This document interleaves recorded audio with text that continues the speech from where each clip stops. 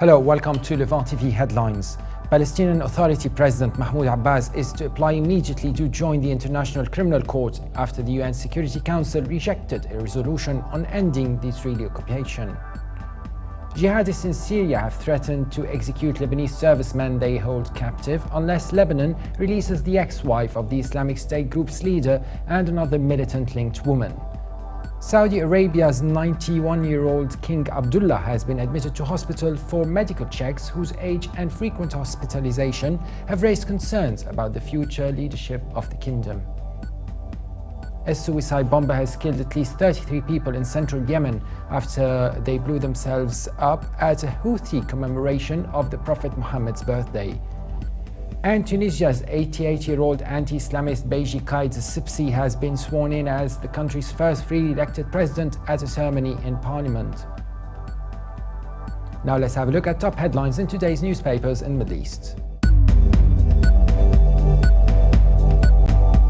Starting from Beirut, the Daily Star leads reporting that the rising tensions between rival factions in the southern refugee camp of Ain al-Helwe prompted an urgent security meeting overnight after someone tossed 2 hand grenades in the camp. The paper also reports that Marada movement chief Sleiman Frangieh says March 8th will not vote for a centrist candidate for the presidency after meeting MP Michel Aoun. The Egypt Independent leads reporting that work will begin next week to double the width of a buffer zone being built along the border with the Gaza Strip to prevent militants infiltrating from the Palestinian enclave. The paper also reports that the Justice Ministry has unveiled proposed amendments to the Illicit Gain Authority law that would facilitate settlement of illegal gains.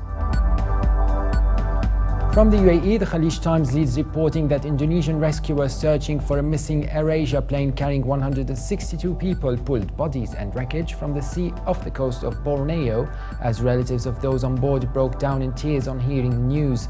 The paper also reports that Sheikh Mohammed bin Rashid Al Maktoum has called on all organizations and departments to dedicate the celebrations of his accession day to the UAE Armed Forces, asking all individuals and organizations to share a message of thanks and support to the brave sons and daughters of the UAE. Now let's have a look at top MidEast headlines from papers here in London. The Guardian leads Middle East news section reporting that 3 Al Jazeera journalists jailed in Egypt are due back in court on Thursday to appeal against their convictions over 6 months after they were sentenced and over a year since they were seized from a Cairo hotel.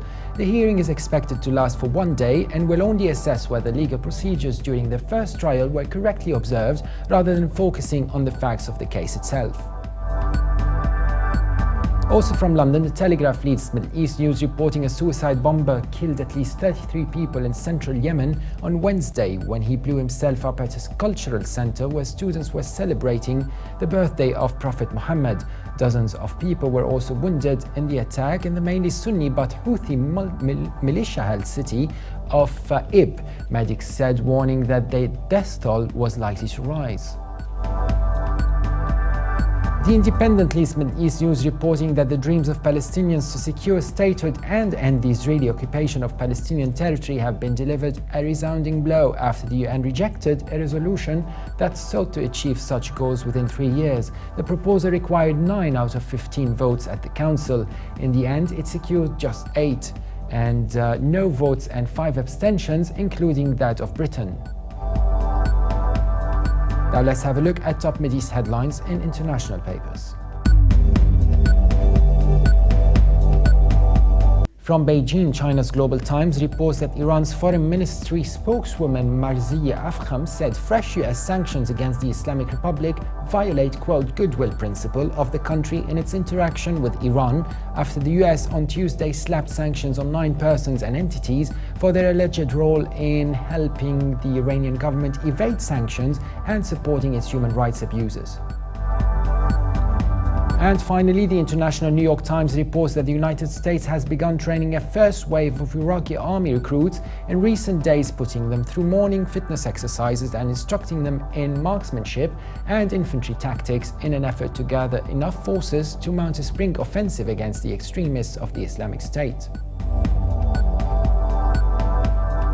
That was it for today. For more updates, please visit us on levant.tv. Thanks for watching. We'll be with you again on the new year.